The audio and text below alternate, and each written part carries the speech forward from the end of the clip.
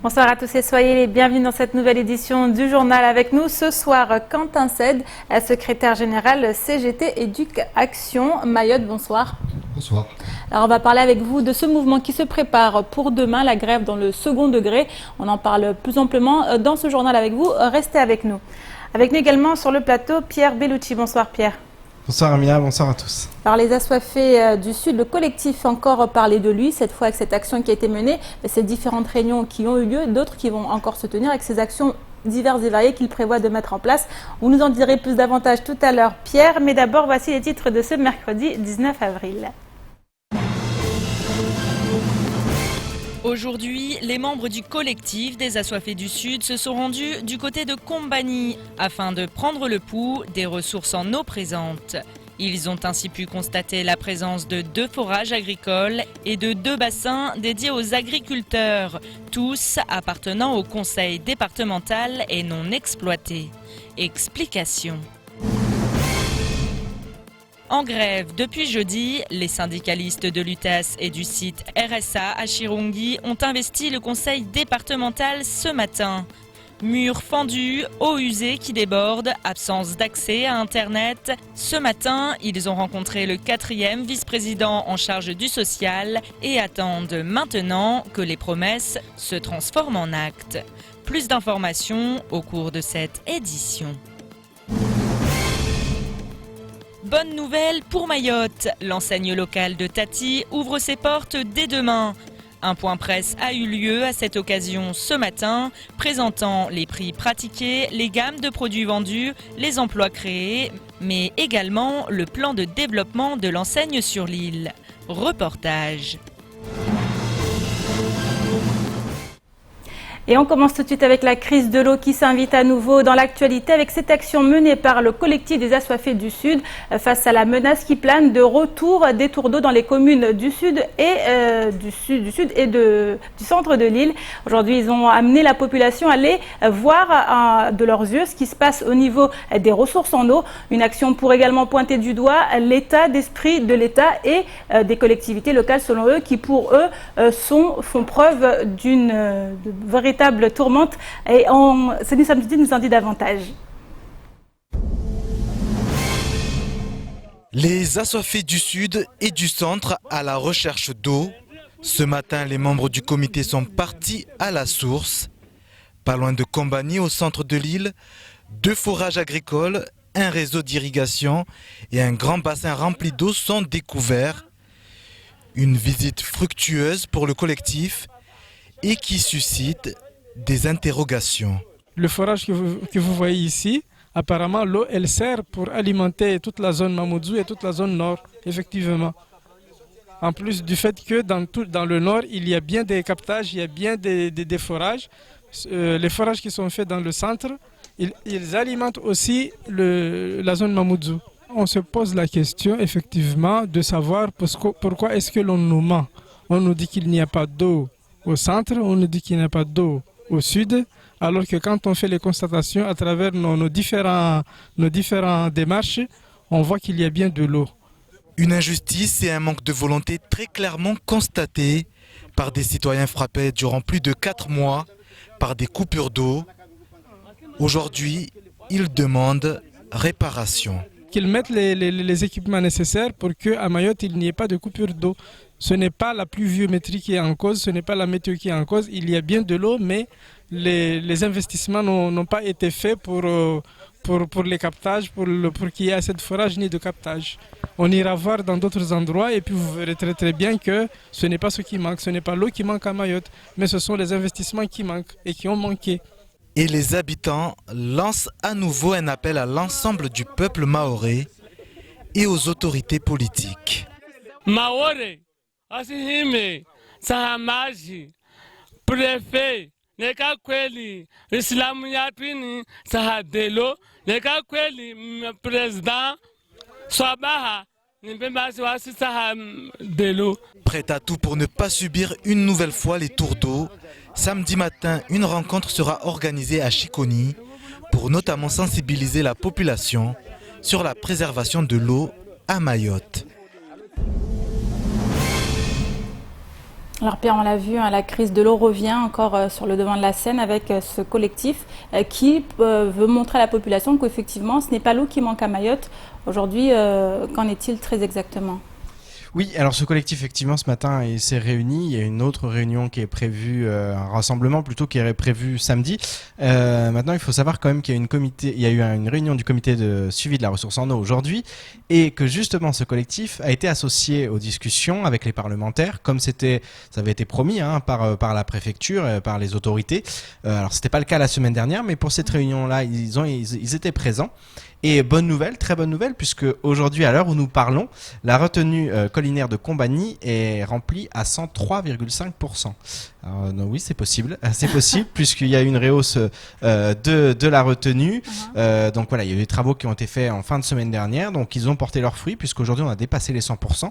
Effectivement, cette retenue était en train de déborder, et grâce justement à ces travaux aujourd'hui, on est à plus de 100%, donc ça c'est une bonne nouvelle. On est encore en dessous de 50% pour ce qui est de Dzumonier, 49 et des poussières. Donc effectivement, ça c'est problématique. Maintenant, il a bien plu en ce mois d'avril, un peu plus que dans les normales saisonnières, donc ça c'est intéressant. C'est intéressant parce qu'aujourd'hui on ne se sert plus, on ne prend plus l'eau dans les retenues, mais on se sert effectivement de la rivière Mapuera qui a été déviée, on se sert effectivement des forages qui ont été réhabilités, et ça c'est très important puisque effectivement on ne touche absolument pas aux retenues. Ça confirme ce que dit le collectif au niveau des infrastructures. Ça confirme effectivement ce que dit le collectif. Aujourd'hui on a de l'eau à Mayotte, on a de l'eau. Maintenant, jusqu'à quand? On sait qu'il y a des travaux qui sont prévus pour septembre, notamment l'interconnexion, c'est toujours en cours. Les marchés ont été attribués. L'interconnexion va voir le jour, mais septembre, est-ce qu'on tiendra jusqu'à septembre? On sait qu'il y a toujours le tanker aussi, qui est logiquement d'actualité. En tout cas, selon les informations que nous avons aujourd'hui, il ne devrait pas y avoir de coupure, c'est pas prévu, c'est plus prévu. La SMAE l'a dit, les autorités l'affirment, en interne aussi on nous dit que c'est vraiment plus d'actualité, mais on va bien voir comment les ressources évoluent, puisque aussi noter que les restrictions d'eau, notamment cet arrêté, il a été renouvelé. Les entreprises ne sont plus concernées, on se souvient, les entreprises du BTP qui étaient fortement impactées par le fait qu'ils ne pouvaient plus utiliser l'eau. Pour le ciment, c'est un peu compliqué. On sait que ça a été levé. Par contre, que les restrictions générales, notamment pour laver les voitures, toutes ces choses au niveau pas des entreprises, mais là pour le coup en individuel, toutes ces choses-là sont... mais voilà, pour le reste, en tout cas, les ressources vont mieux et on peut espérer qu'il n'y ait pas de coupure jusqu'à la fin du Ramadan, c'est une certitude, mais jusqu'en septembre et les autres travaux. Voilà. Merci beaucoup Pierre pour ces précisions. On suit justement la situation par rapport à ça. Et le conseil départemental à nouveau dans la tourmente après les agents des PMI ces dernières semaines. C'est désormais au tour des agents de l'unité territoriale d'action sociale et du site RSA Chirongui de monter au créneau. Depuis jeudi dernier, en effet, ils ont cessé le travail en signe de protestation en cause des locaux indignes et des moyens considérablement insuffisants compte tenu des missions à remplir. Mais face au mutisme du conseil départemental, les grévistes ont décidé de se rendre sur place ce matin afin de rencontrer les élus. Le point dans ce sujet signé Abbas Salidi, Pierre Bellucci et Leslie Vimnet. Les 43 agents de l'UTAS et du RSA Chirongui en ont assez. Ils dénoncent l'absence de salles d'entretien ou encore de salles d'attente qui ne garantit pas le secret professionnel et la dignité des usagers. Par ailleurs, les agents se plaignent de remontées d'eau usée, d'infiltration dans les murs et s'insurgent contre l'absence de téléphone, d'ordinateur en bon état ou encore de réseau internet. Ce matin, ils se sont rendus au sein de l'hôtel du département et ont enfin pu rencontrer les élus. On l'a mal pris que depuis une semaine qu'on est là et personne n'est venu nous voir et que ce soit nous qui allons un peu les secouer chez eux. C'est d'abord un dénigrement personnel et puis satisfait parce qu'ils sont venus mais ils n'étaient pas tous là les personnes qu'on voulait. Parce qu'il faut savoir que dans ce dossier, il y a deux parties. Il y a une partie dans le département, je parle, qui veulent, il y a une partie qui refuse. Et puis nous voulons discuter avec des gens pourquoi ils veulent et pourquoi ils refusent. Cela fait de nombreuses années que les locaux de ce service social sont dans cet état. Et pour le 4e vice-président du conseil départemental en charge du social, les élus connaissent les problèmes et s'attellent à les régler. des soucis qui sont anciens, puisque c'est un héritage qui est très lourd. Pour certaines des questions que j'ai entendues, c'est une situation qui date de 10-15 ans. Et nous héritons d'une situation qui est celle-là. On ne se dérobe pas, on prend nos responsabilités, elle n'est pas évidente, mais notre devoir à nous, c'est de trouver des solutions. Ce à quoi nous nous attelons pour sortir d'une situation compliquée, parce qu'elle est compliquée. Depuis des années, les promesses quant à un déménagement futur ont été nombreuses. Mais cette fois, les agents attendent du concret avant de suspendre leur mouvement. Sincèrement, on a quand même pu dégager des pistes de réflexion, mais à ce jour-là actuellement, demain on se voit dans un local auquel ils nous proposent, mais nous allons juste demain voir ce local si ça nous convient ou non, et si ça ne nous convient pas, on le dira sur le champ que ça nous convient ou pas, et là on prendra les décisions futures. Demain, les différents acteurs vont se rencontrer afin de tenter de trouver des solutions, en commençant par un local digne d'accueillir du public.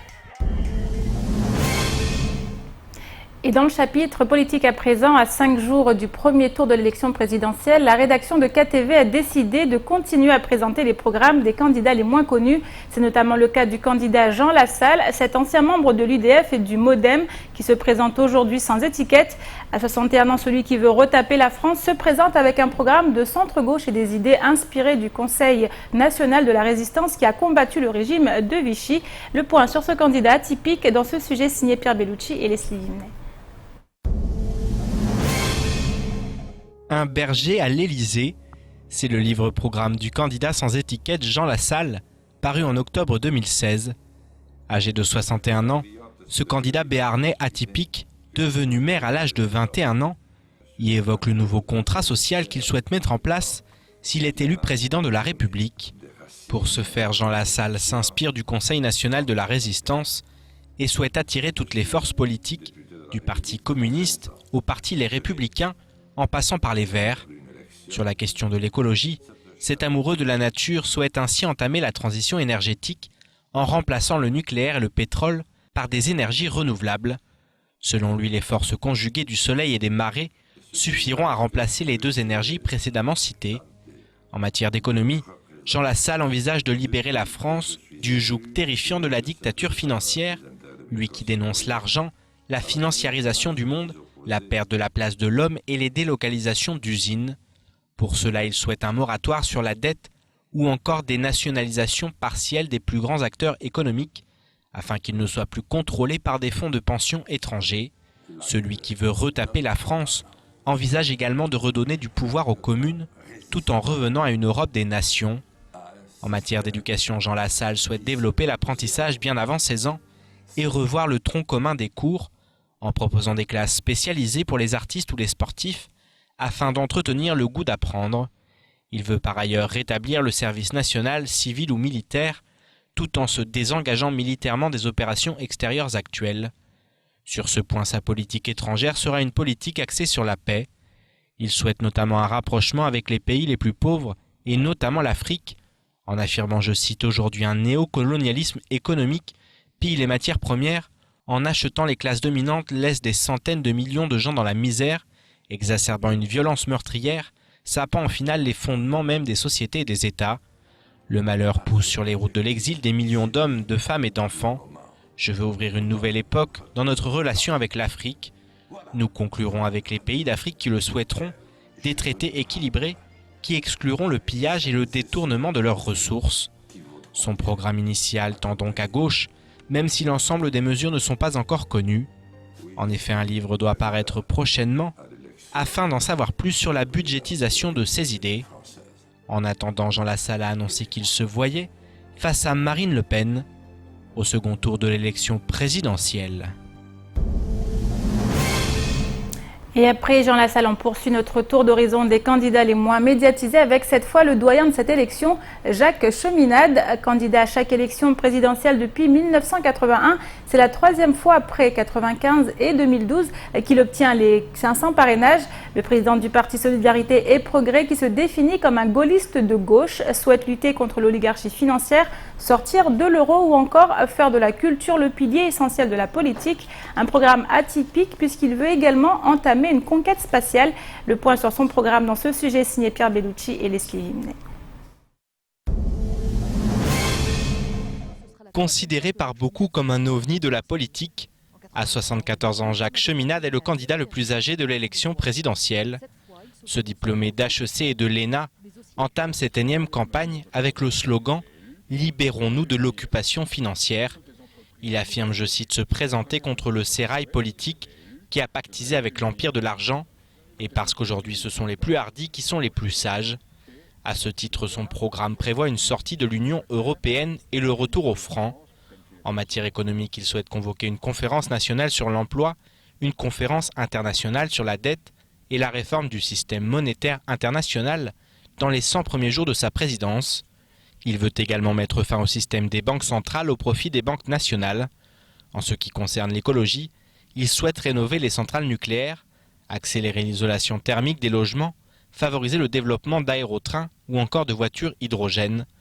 Au sujet de l'éducation, il veut créer une école des parents, revaloriser de 20% le salaire des enseignants ou encore créer un service public d'aide scolaire. Pour lutter contre le terrorisme, Jacques Cheminade envisage de mettre en place un centre de lutte antiterroriste, adossé non seulement au ministère de l'Intérieur, mais aussi à la présidence de la République. En matière de politique étrangère, il prône une sortie de l'OTAN et souhaite nouer de nouveaux partenariats avec la Russie, l'Inde, la Chine et l'Afrique du Sud pour briser la garrot financier mondial. Il veut développer l'Afrique en fournissant aux pays de ce continent les moyens de leur indépendance et de leur développement réel, afin notamment de freiner l'immigration vers l'Europe. Idem pour le Moyen-Orient, où Jacques Cheminade souhaite le retour de la paix.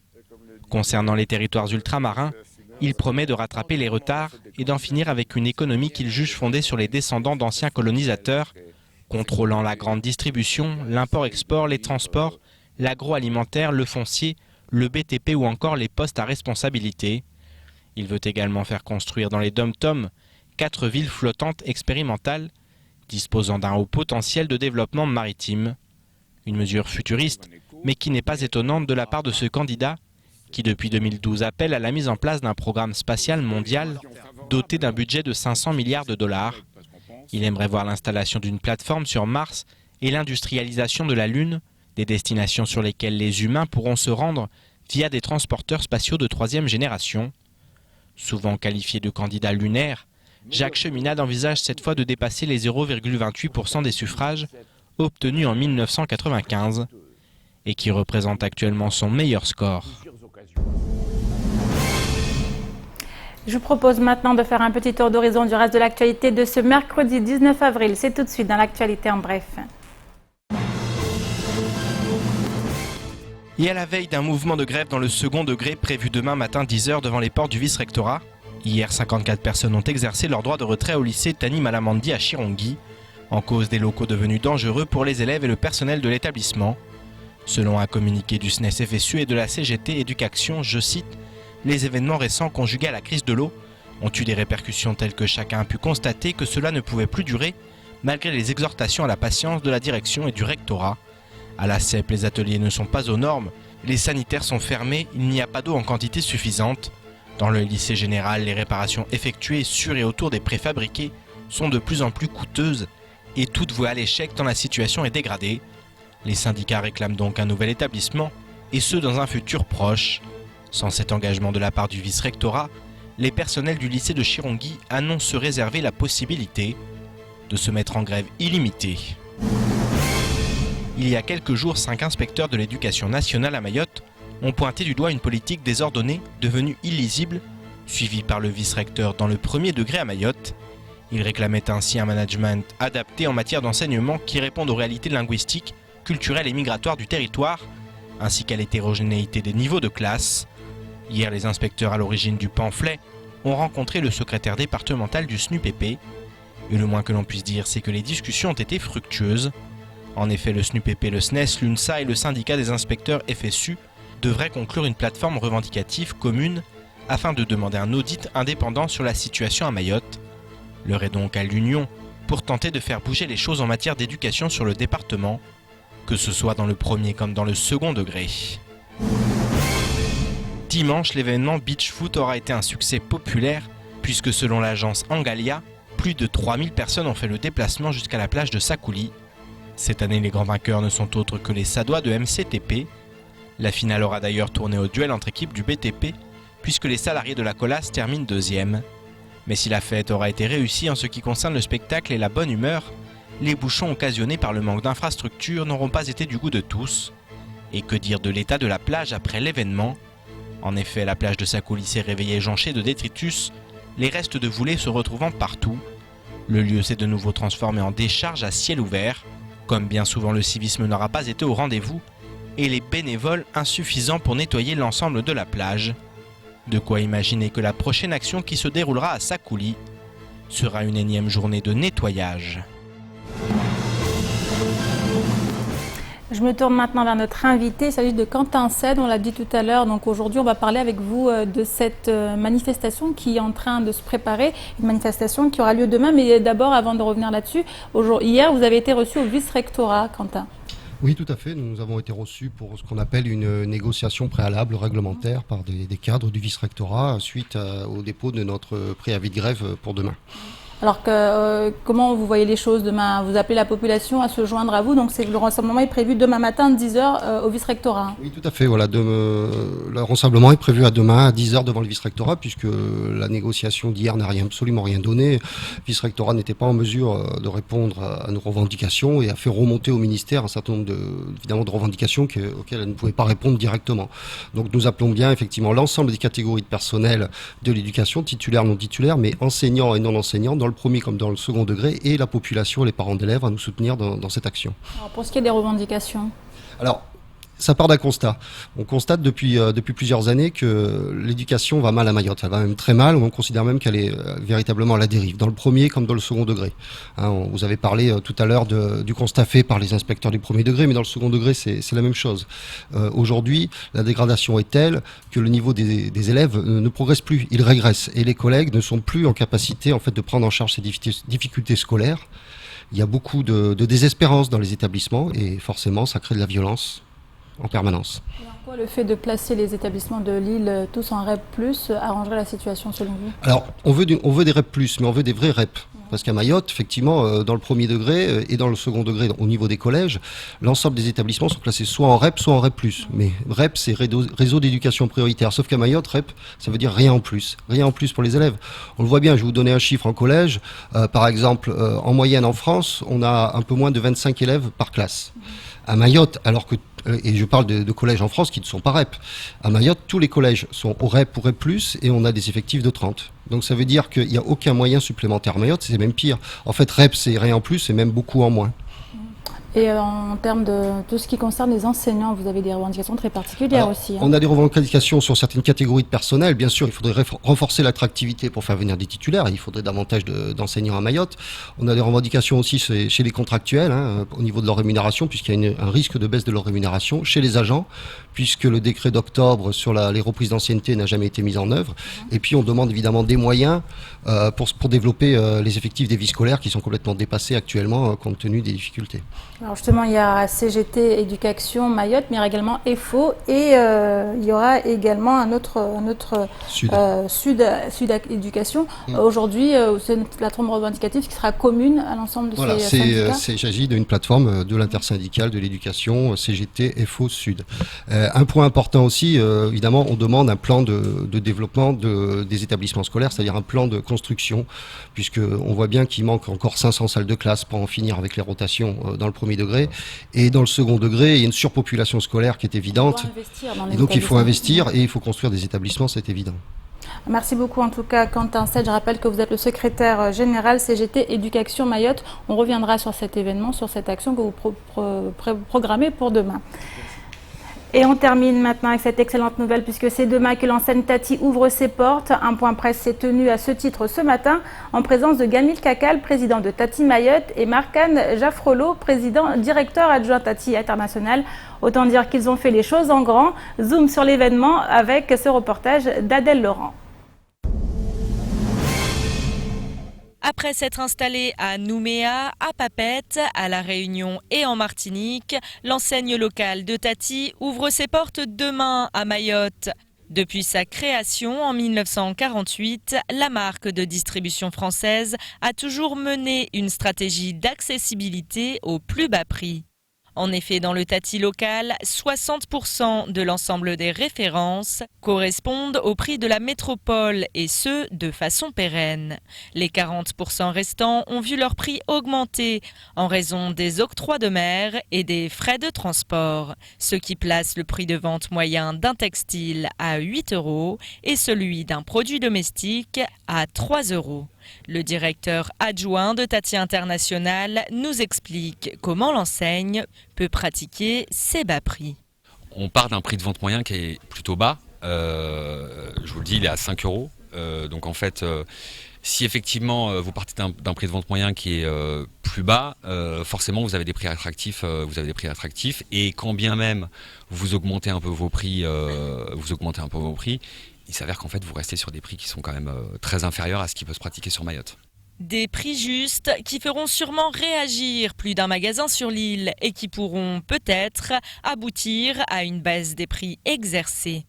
Et Tati crée également en interne des collections spécifiques au territoire où il s'implante. Ainsi, pour décembre, le magasin pourrait bien vendre des salouvas et d'autres tenues propres à l'île. Et l'enseigne a également anticipé les festivités à venir, notamment le Ramadan, événement pour lequel la marque a d'ores et déjà préparé un catalogue spécifique et a fait son stock de marchandises. Mais en ce qui concerne la période des mariages, c'est une autre histoire. En fait, on a des articles spécifiques liés au mariage. C'est pas que les robes de mariée ou que le cortège pour les enfants, etc. On a toute une partie maison qui est une vraie collection en elle-même.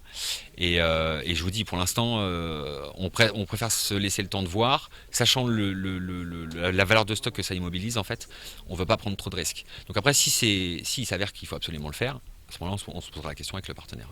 En effet, l'enseigne est dépendante du temps d'expédition par bateau. Si de la métropole à l'île de la Réunion, ce temps est de 17 jours, à Mayotte, la marque compte 9 semaines entre la commande du produit et son arrivée dans le magasin. Une période test de 3 mois déterminera donc l'orientation de l'enseigne.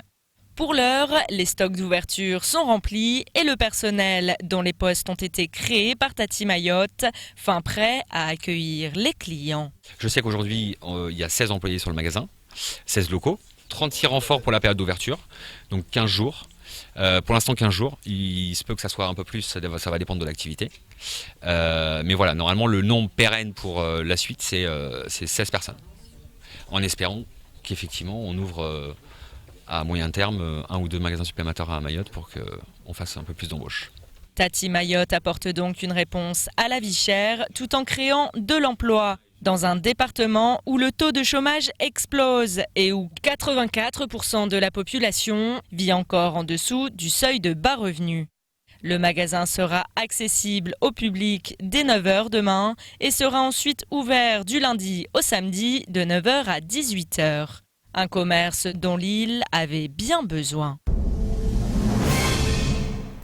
Et c'est la fin de cette édition. Merci à vous de l'avoir suivi. Une édition rediffusée sur WAMSAC, également disponible en replay sur notre site l'infocoesie.fr, sur YouTube et sur notre page Facebook. Demain matin, dès 6 h, retrouvez toute l'équipe de la matinale. Quant à moi, je vous donne rendez-vous demain soir pour une nouvelle édition du journal. Excellente soirée à vous sur KTV.